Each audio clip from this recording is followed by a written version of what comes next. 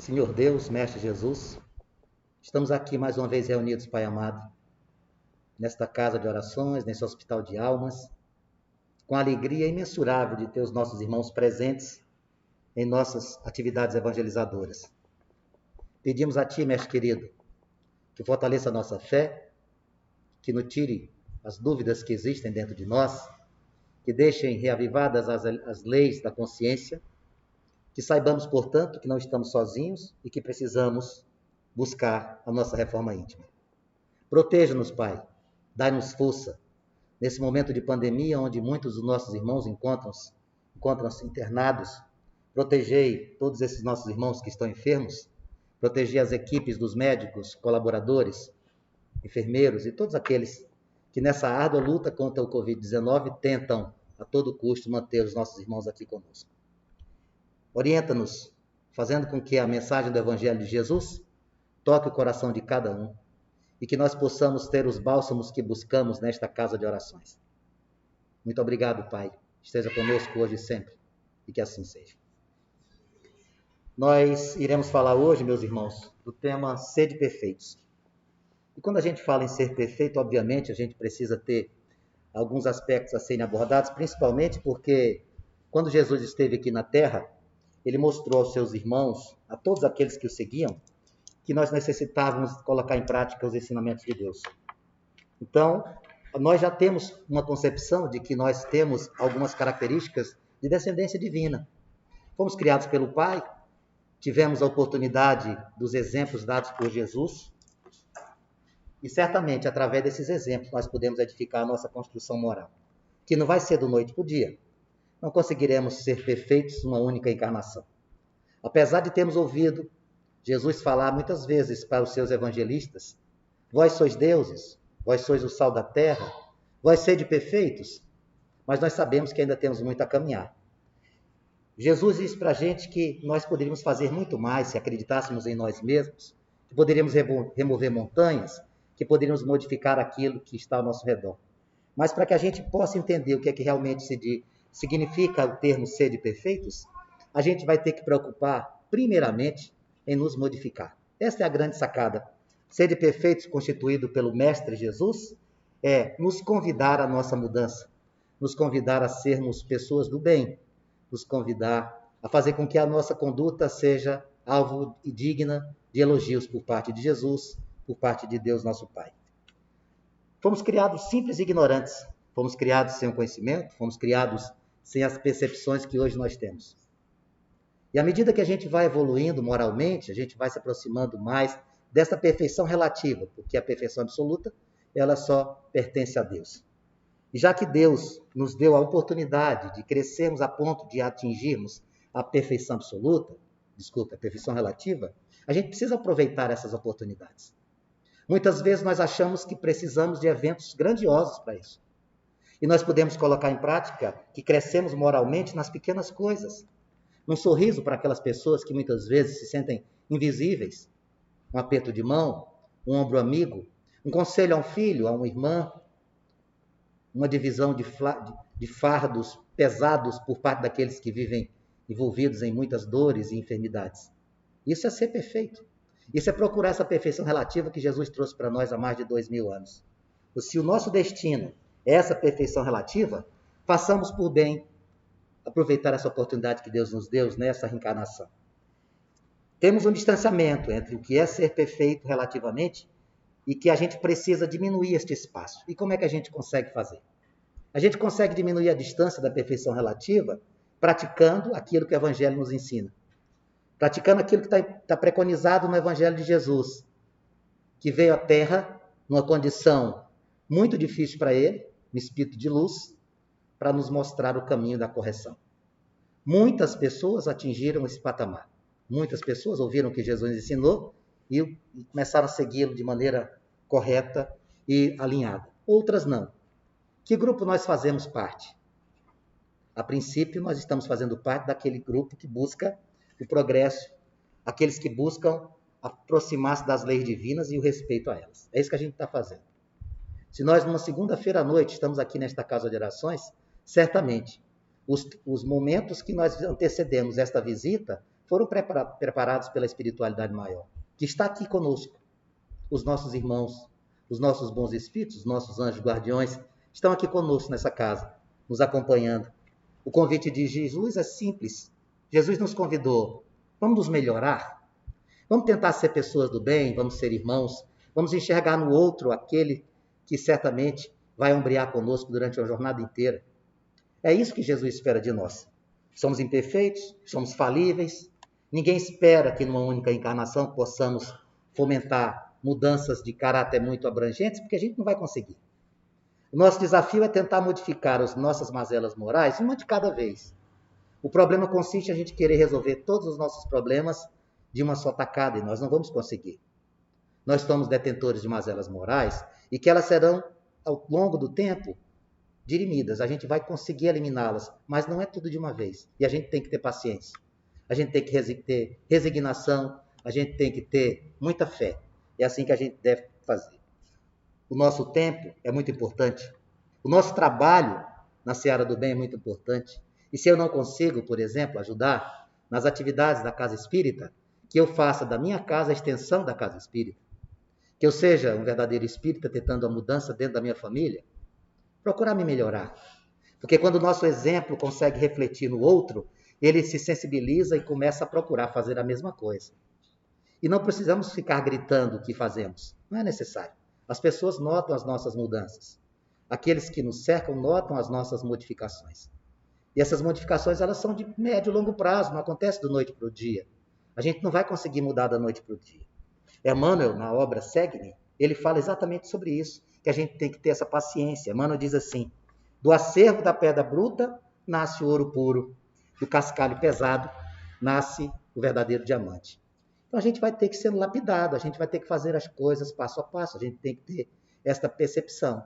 Não adianta. E também não podemos achar que seremos a fonte de modificação daqueles que estão próximos a nós. Não podemos fazer isso. Não podemos fazer isso sequer com os nossos filhos. Os nossos filhos, nós somos exemplos. Nós temos a missão de orientá-los, mas eles são espíritos e são individualizados na sua existência. Nós temos a obrigação moral de orientá-los, de mostrá-los o caminho correto, de desenvolver neles o senso da responsabilidade, da honestidade, do respeito, da religiosidade. Isso a gente tem que fazer desde pequenininho. Mas nós não conseguiremos fazer com que eles se modifiquem, porque nós queremos que eles se modifiquem. Nós seremos uma fonte inspiradora para cada um deles, mas nós não seremos responsáveis por suas ações. Muitas vezes, os nossos filhos são espíritos muito mais velhos que nós, que vieram numa missão até mesmo de tentar reequilibrar nossa família. Às vezes, são algozes, são vítimas nossas do passado, e Deus, na sua infinita sabedoria e bondade, permite-nos, no ambiente familiar, tentar resgatar as nossas dívidas, retificar as nossas condutas, ajustar os nossos comportamentos, nos amarmos de novo. É tão difícil quando um conflito familiar fala muito alto e que pai e filho, ou pai e filha não conseguem se entender. Mal sabem eles que irão retornar nas mesmas condições ou em condições mais adversas para tentar se ajustar. E aí o que é que a gente tem que fazer? A ação do tempo ela é muito importante, ela constrói, ela reconstrói, ela reinicia, mas não adianta somente o tempo. É necessária uma conduta ativa da nossa parte. A gente precisa fazer alguma coisa. Nós precisamos colocar a mão na massa, nós precisamos atuar. Não adianta, como diria Paulo, apenas se limitar a não fazer o mal. A gente precisa fazer o bem.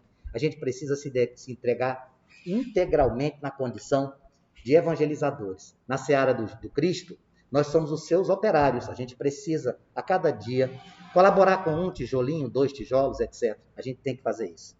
Primeiro passo, a gente tem que mudar o nosso interior. Esse é o primeiro passo. Muitas vezes a gente quer mudar o outro.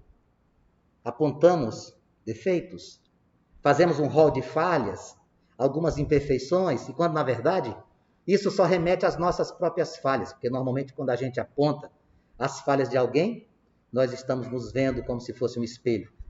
Então, o primeiro passo seria isso, a gente tentar mudar aquilo que a gente reprova nos outros. Porque, via de regra, aquilo que a gente reprova no outro faz parte da nossa essência.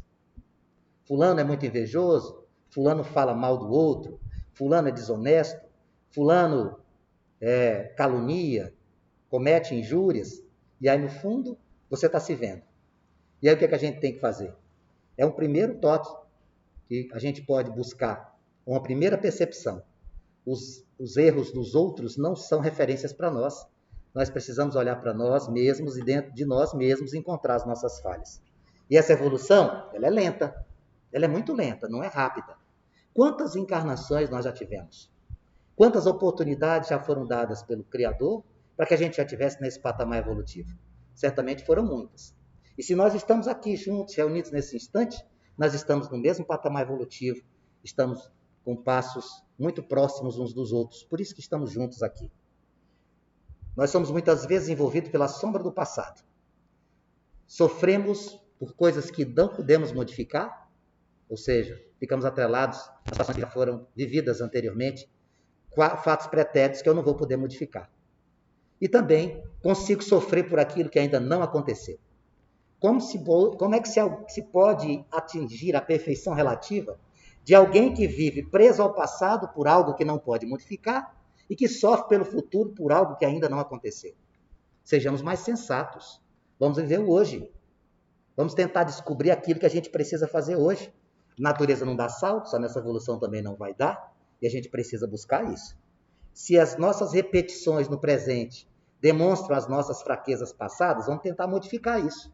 Sair dessa vibe, mudar essa frequência. Nós precisamos nos esforçar para que isso aconteça. Mas isso exige muito esforço.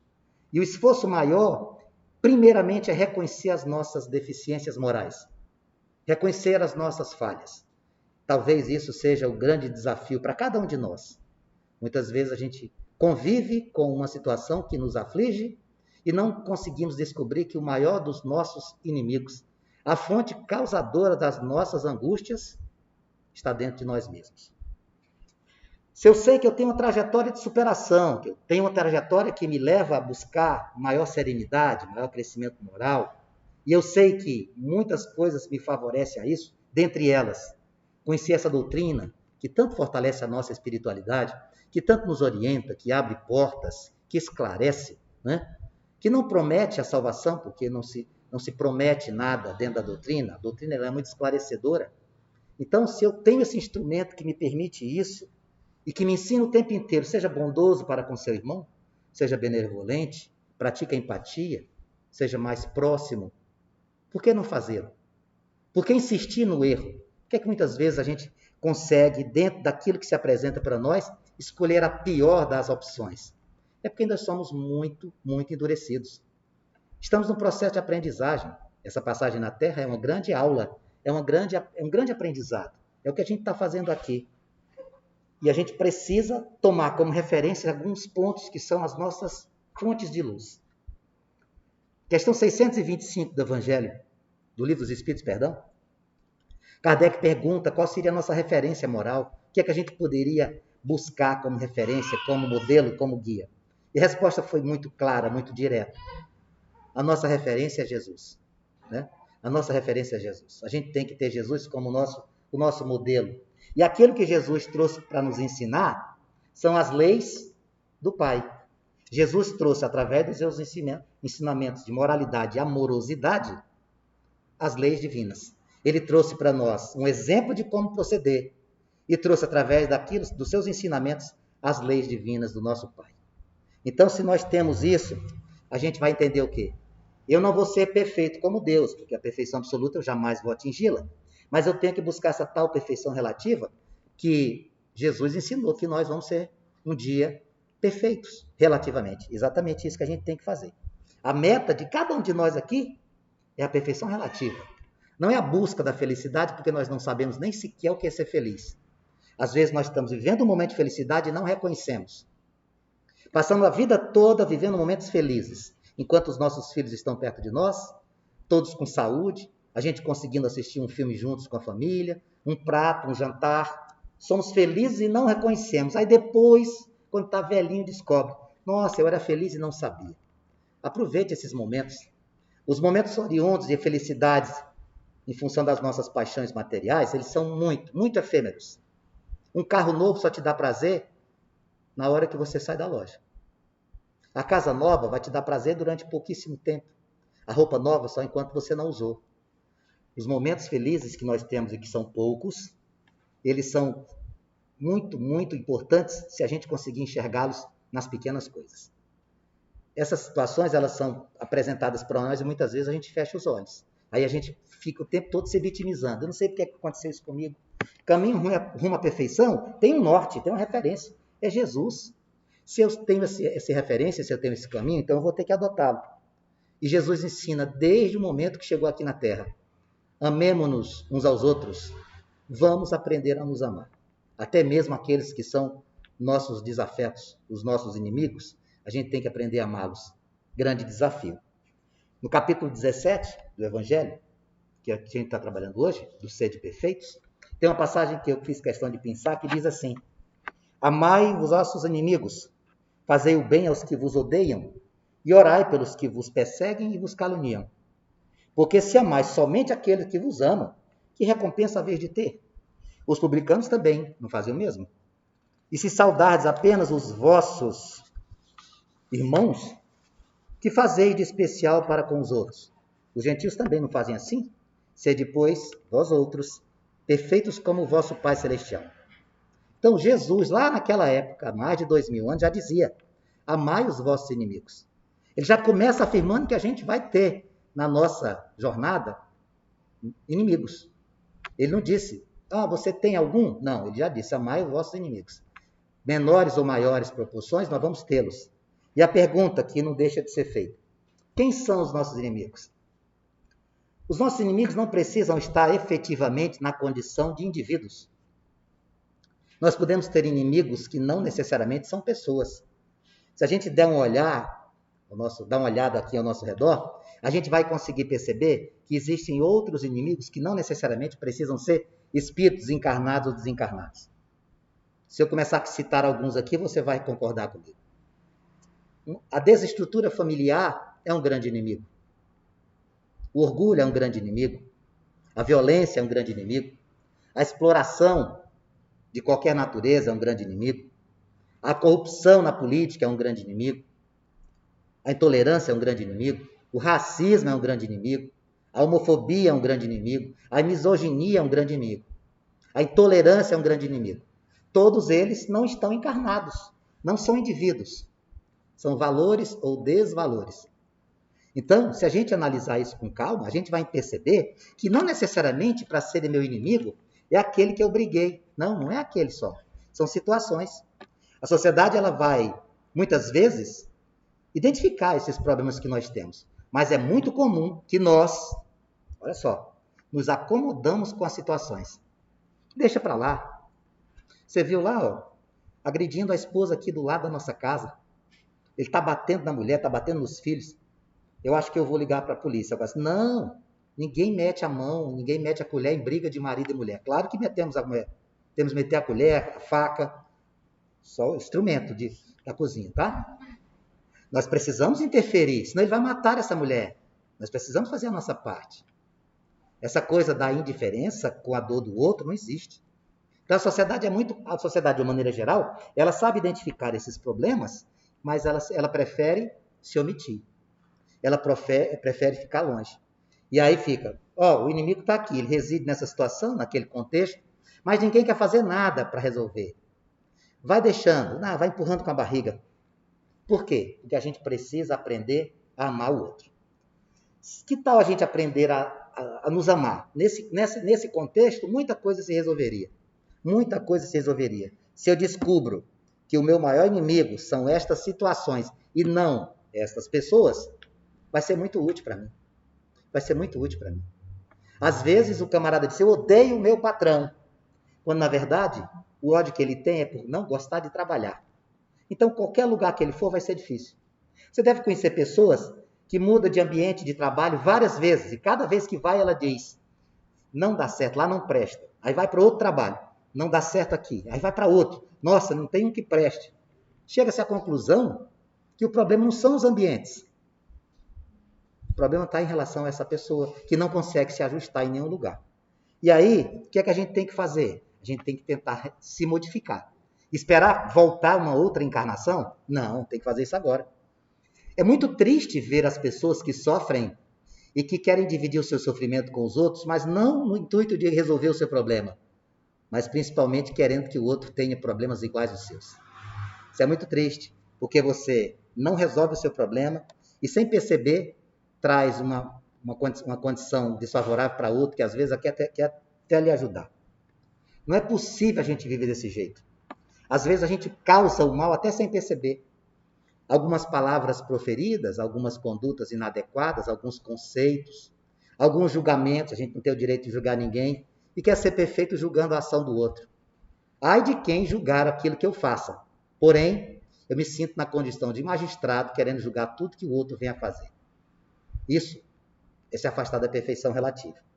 A gente continua projetando no outro as nossas mazelas morais, mas gosta de ser taxativo em dizer que fulano não presta, em dizer que fulano precisa se modificar. Convida para vir para a Casa Espírita assistir as palestras.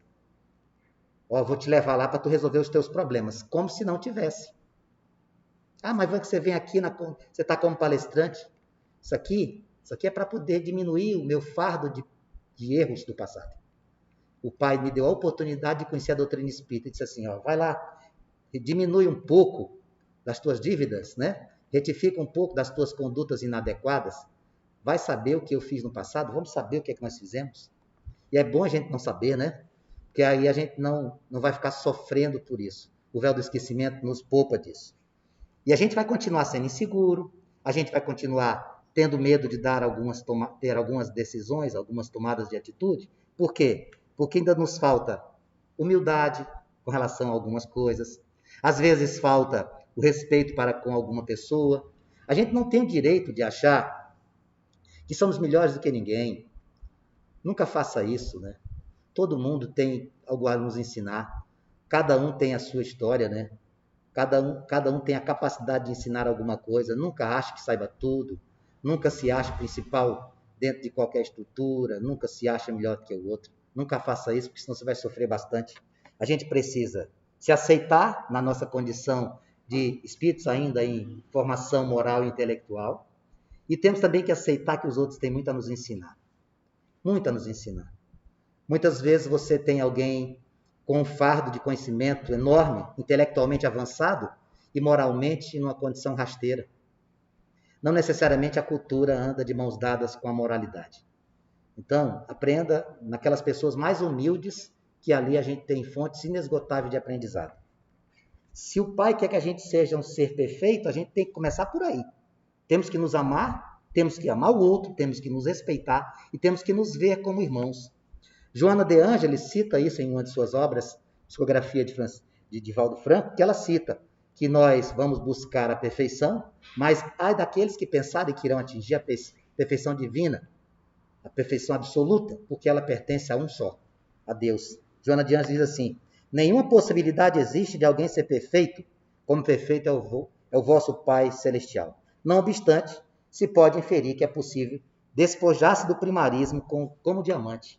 Ou seja, a gente pode buscar dentro daquilo que for possível dar o melhor de nós. É essa a grande sacada, ser perfeito na condição humana.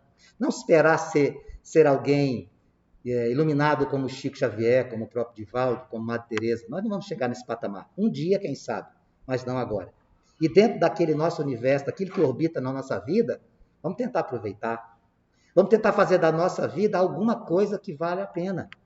Não vamos deixar passar a nossa existência um monte de páginas em branco. Temos que escrever a nossa história. Ser perfeito, portanto, ou procurar se aproximar dessa perfeição, é ser digno, é ser honesto, é ser um bom pai, é ser uma boa mãe, um bom vizinho, um bom irmão, um bom patrão, um bom empregado. É isso. Isso é ser perfeito.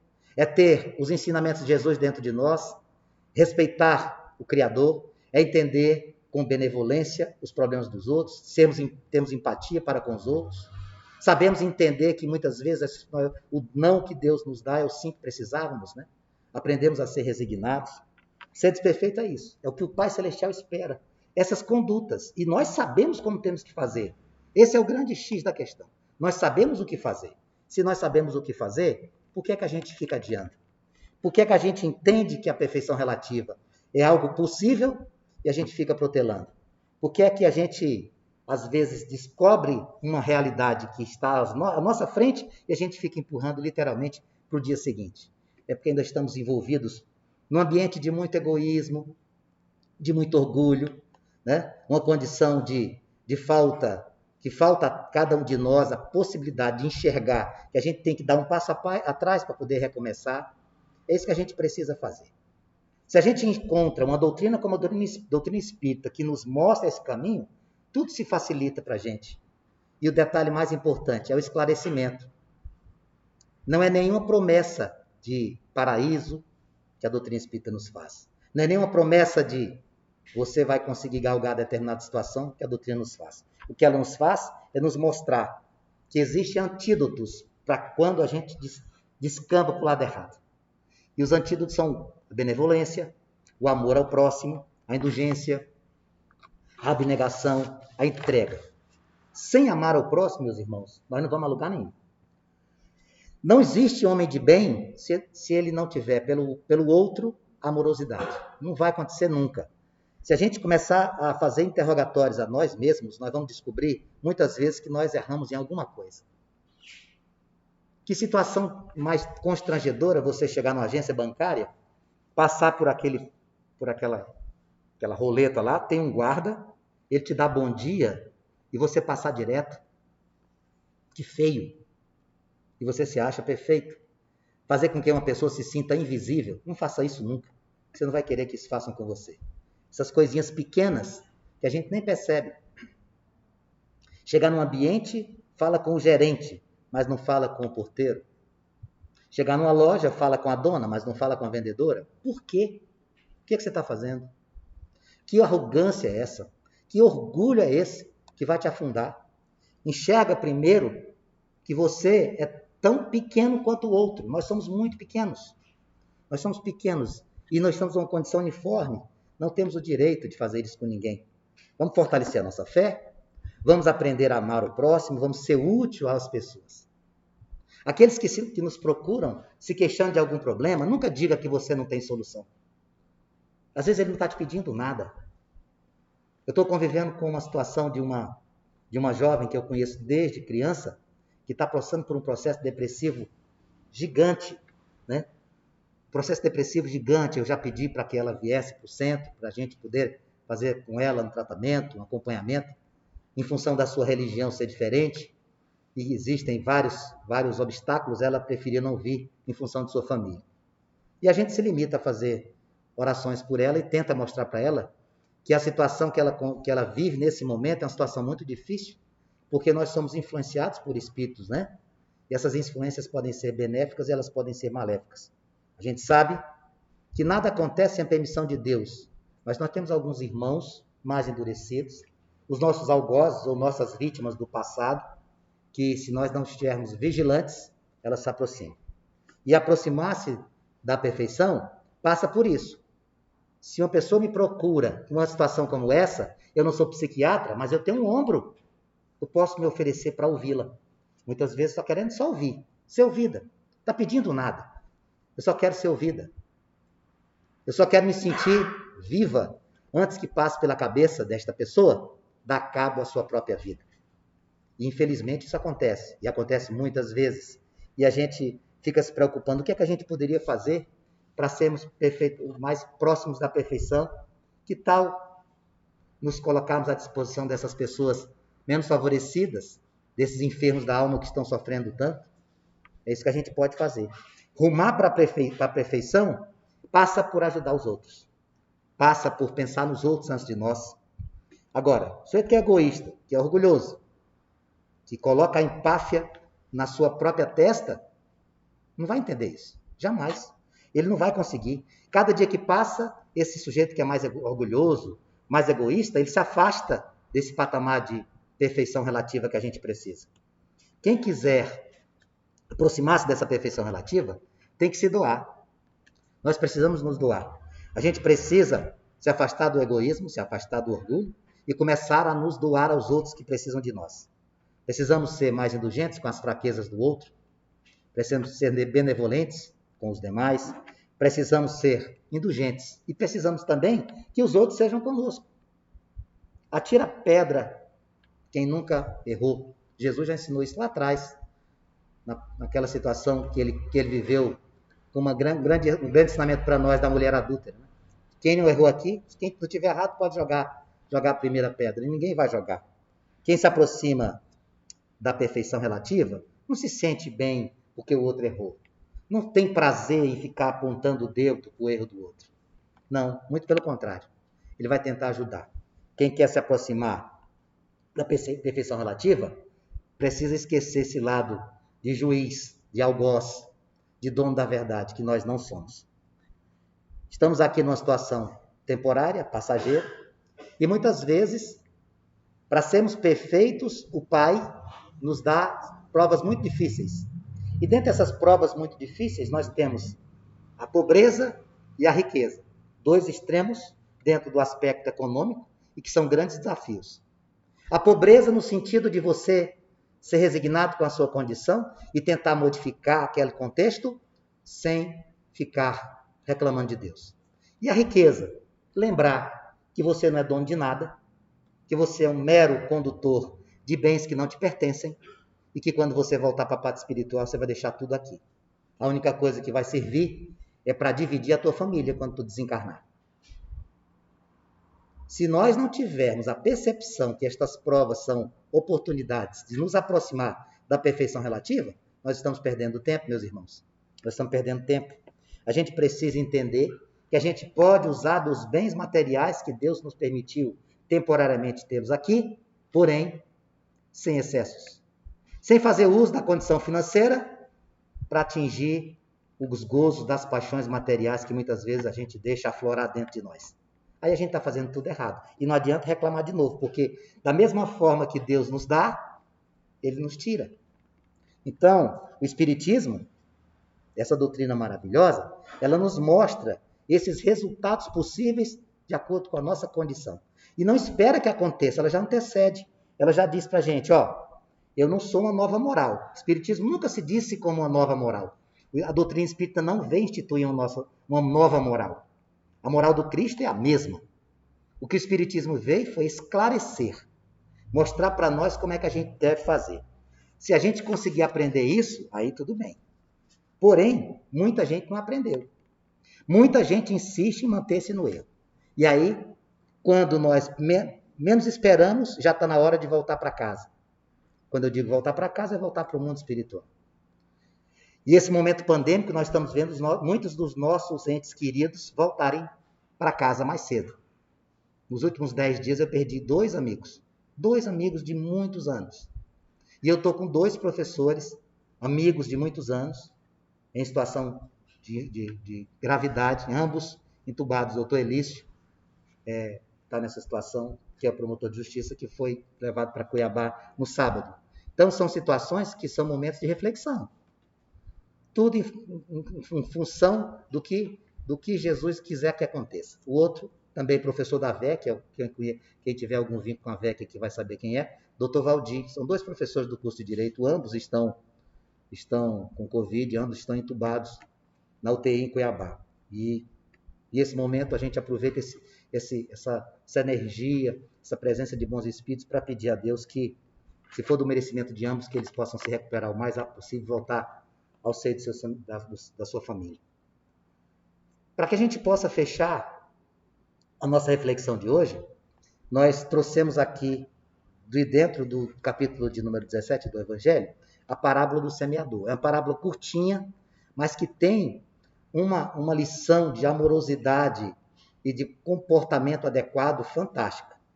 É curtinha, eu vou ler aqui para vocês e a gente vai conversar, tá bom? A parábola do semeador diz o seguinte, lá no Evangelho de Mateus. Naquele mesmo dia, tendo saído de casa, Jesus sentou-se à borda do mar. Em torno dele, logo reuniu-se grande multidão de gente, pelo que entrou numa barca, onde sentou-se, permanecendo na margem todo o povo. Disse então muitas coisas por parábolas, falando-lhes assim. Aí ele foi contar para eles a parábola do semeador. Aquele que semeia saiu a semear, e semeando, uma parte da semente caiu ao longo do caminho, e os pássaros do céu vieram e a comeram. Outra parte Caiu em lugares pedregosos, onde não havia muita terra. As sementes logo brotaram, porque carecia de profundidade a terra onde haviam caído. Mas, levantando-se, o sol as queimou, e como não tinham raízes, secaram. Outra parte caiu entre espinheiros, e estes crescendo as abafaram.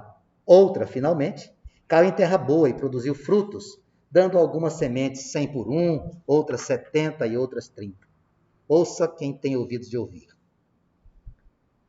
O que é que Jesus quis ensinar para nós nessa parábola do semeador? Jesus explicou que a semente nada mais é do que a palavra de Deus. A semente é a palavra de Deus. E o semeador somos nós, aqueles que semeamos a sua palavra. Resta-nos definir em qual tipo de solo nós estamos semeando. Algumas pessoas ouvem a mensagem do Evangelho, não necessariamente da doutrina espírita, qualquer religião, ouvem a mensagem do Evangelho, mas não a entendem. Ou, se a entendem, não vêm a fazê-la na prática.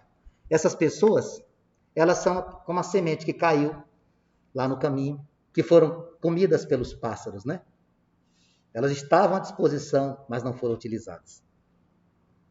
As sementes que caíram no solo pedregoso, essa que cai lá no solo, representa aqueles que ouvem o Evangelho, que dizem que acreditam no Evangelho. Por exemplo, eu digo assim, eu sou espírita, acredito em tudo que Jesus nos ensinou, eu acho que a conduta cristã é a correta e eu tenho que colocá-la em prática.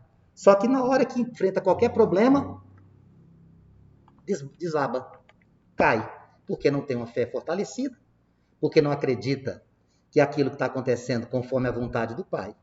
Essa daí é aquela semente que vai lá no solo pedregoso. A sua fé é aquela plantinha que brotou, mas que murchou. Não tinha raízes, não tinha sustentação.